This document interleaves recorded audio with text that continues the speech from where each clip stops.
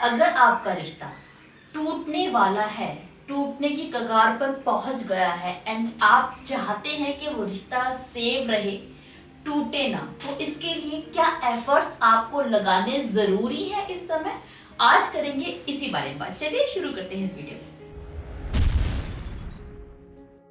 देखिए मैं detox family, रिश्तों में उतार चढ़ाव आना लाजमी है। हर किसी रिश्ते में उतार चढ़ाव आते हैं, बट कभी कभी कुछ रिश्तों में इतनी प्रॉब्लम्स बढ़ जाती है कि वो रिश्ते दम तोड़ने की नौबत पर आ पहुंचते हैं। वो रिश्ते टूटने वाले होते हैं एंड वहां पर हम चाहते हैं उस रिश्ते को सेव कर लेना। रिश्ते को सेव करने से पहले आपको ये समझना पड़ेगा कि रिश्ता आखिर टूट क्यों रहा है। उसकी वजह बहुत सारी हो सकती है। हो सकता है कि आप दोनों के बीच में कोई मिसअंडरस्टैंडिंग हो गई हो। ये भी हो सकता है कि एक ने कुछ ज्यादा बड़ी गलती कर दी हो सकता है कि आप लोगों के बीच में मिसकम्युनिकेशन हो या फिर लैक ऑफ कम्युनिकेशन हो।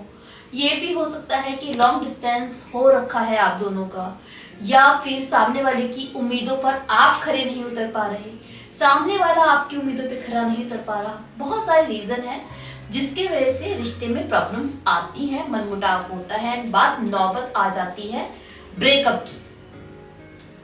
अगर ऐसा है एंड आप उस जगह पर हो जहां पर आप नहीं चाहते रिश्ता टूटे, जहां पर आपको लगता है कि आप सामने वाले के बिना रह नहीं पाएंगे, तो सबसे पहले तो समझने की कोशिश कीजिए कि उस इंसान को दिक्कत क्या है इस रिश्ते में, उसे प्रॉब्लम क्या है, उसको शिकायत क्या है।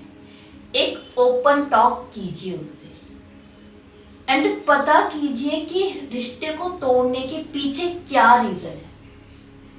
पहले तो ये करना बेहद जरूरी है। जब तक आप उस प्रॉब्लम का पता नहीं लगाएंगे, आप इस रिश्ते को नहीं बचा सकते। ये बिल्कुल वैसा ही है कि अगर आप डॉक्टर पे जाएं, जब तक डॉक्टर ये जांच नहीं कर लेता, ये पता नहीं लगा लेता कि आपको प्रॉब्लम क्या है, वो उसकी मेडिसिन नहीं दे सकता। तो सबसे पहले डॉक्टर का काम है आपका चेकअप करके पता लगाना प्रॉब्लम कहाँ पर है और क्या है, तभी वो ट्रीटमेंट कर सकता है।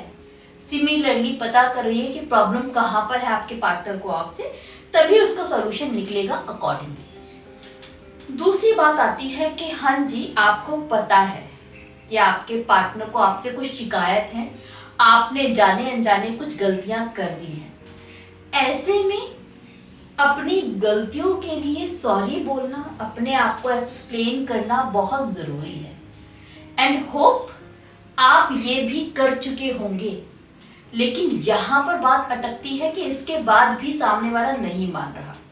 आपने गलती को एहसास किया, सॉरी बोला, मनाया, पीछे पड़ रहे हो, वो नहीं समझ रहा, नहीं समझ रही, अब क्या करें, व्हाट इज नेक्स्ट नाउ। ऐसे में थोड़ा सा टाइम दें एंड पेशेंस रखें। देखिए सबसे बड़ी गलती जो हम इस रिश्ते में करते हैं ना, वो ये कि सामने वाला जो पार्टनर है, जो हमें बहुत प्यार करता था, आज ब्रेकअप की बात कर रहा है और हम उतावले हो जाते हैं। उसने कहा ब्रेकअप, आज से सब कुछ खत्म, और हम ये मान लेते हैं कि हो गया ब्रेकअप। वो कहता है कि सब कुछ खत्म हो चुका है, आप मान लेते हैं कि सब कुछ खत्म हो चुका है, एंड यहाँ से आपके अंदर बेचैनी आ जाती है। आप बहुत ज्यादा रेस्टलेस फील करते हैं, आप उसे कॉल पर कॉल करना शुरू कर देते हैं। वो बार बार बोलता है कि गिव मी सम टाइम, यार मेरा मन नहीं है बात करने का, आई नीड स्पेस। आप नहीं समझते, आपके अंदर एक डर बैठ जाता है उसको खोने का, कि मैंने अगर अभी इसको नहीं बात करके राजी नहीं कर लिया तो ये कल छोड़ देगा, परसों तो उसकी जिंदगी में कोई और आ जाएगा, नरसों तो उसकी शादी कहीं हो जाएगी। ये नेगेटिव थॉट हमारे ऊपर हावी हो जाते हैं, क्योंकि सामने वाला हमसे नाराज है एंड हम जानते हैं कि हमारी गलती है। ऐसे में नेगेटिव होकर सामने वाले के पीछे पड़ जाना एक नॉर्मल बिहेवियर देखा जाता है हम लोगों में, हम सभी में। आपको इसी बिहेवियर से बचना है। सबसे पहले तो आपको ये समझना पड़ेगा, ये समझना जरूरी है कि कोई भी रिश्ता सिर्फ कह देने भर से कि ब्रेकअप नहीं टूटता।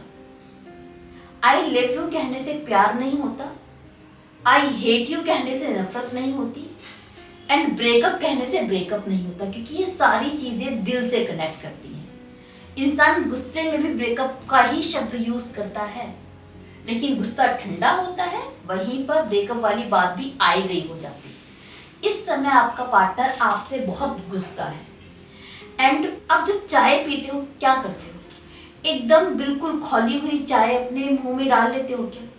नहीं करते ना। आप चाय लेते हो, आप उसको सिप सिप करके पीते हो, टाइम लेते हो, उसका टेम्परेचर थोड़ा कम होने देते हो, तब उसे पीते हो ताकि आप जल ना जाओ। सिमिलरली वो इंसान बहुत गुस्से में है, इस समय अगर आप चाहो कि उसको ठंडा कर दोगे, आप नहीं कर सकते। ऐसे में अगर आप उसके पास जाओगे, उसको कन्विंस करोगे, उसको मनाओगे, उसके पीछे पड़ोगे, तो अपने आप को जला लोगे, अपने रिश्ते को हार्म करोगे। तो आपको करना क्या है? जैसे आप टाइम देते हो उस चाय को ठंडा होने के लिए, वैसे ही थोड़ा टाइम दो अपने पार्टनर को ठंडा होने के लिए। उसने बोल दिया ना कि सब कुछ खत्म, तो आप उससे कुछ उल्टा मत बोलो, बदतमीजी मत करो एंड थोड़ा सा शांत बने रहो। उसके पीछे बावरे मत हो जाओ, कॉल पर कॉल, मैसेज पे मैसेज मत करो, उसे परेशान मत करो, वो बहुत गुस्से में है। थोड़ा सा जब आप टाइम देंगे ना, आप देखेंगे जो इंसान बोल रहा है कि आज के बाद बात नहीं करूंगी, वो एक हफ्ते बाद दोबारा आपको कॉल करेगी, हालचाल पूछने के लिए, नाराज होने के लिए, चीखने के लिए, चिल्लाने के लिए, बट सामने से कॉल करेगी। आप कॉल करोगे तो उठाएगी, लेकिन थोड़ा टाइम दोगे तो, क्योंकि एक हफ्ते में 15 दिन में वो गुस्सा ठंडा होगा। तो जब पार्टनर बोलता है कि ब्रेकअप चाहिए तो एकदम बौखला मत जाओ। दूसरा, उसके पीछे मत पड़ो, थोड़ा सा टाइम दो। तीसरा, जब भी आपके धीरे धीरे बात हो, उसको कन्विंस करो कि हाँ आपकी गलती है जो आप सुधार रहे हो। फोर्थ, अपने तरफ से कोई मिसबिहेव मत करो गुस्से में। कभी कभी क्या होता है कि आप उस ब्रेकअप से बेचैन हैं, उसके दूर जाने के नाम से डरे हुए हैं। इस डर के वजह से, घबराहट के वजह से आप उससे अगेन मिसबिहेव करते हैं, मिस लैंग्वेज यूज करते हैं, कभी कभी अब्यूज कर देते हैं। इससे जो इंसान आपके बारे में नेगेटिव है, आपके बारे में उल्टा सोच रहा है, जो ब्रेकअप के बारे में बात कर रहा है, वो और ज्यादा श्योर हो जाता है कि आप हो ही नहीं जिसके साथ जिंदगी बिताई जा सके।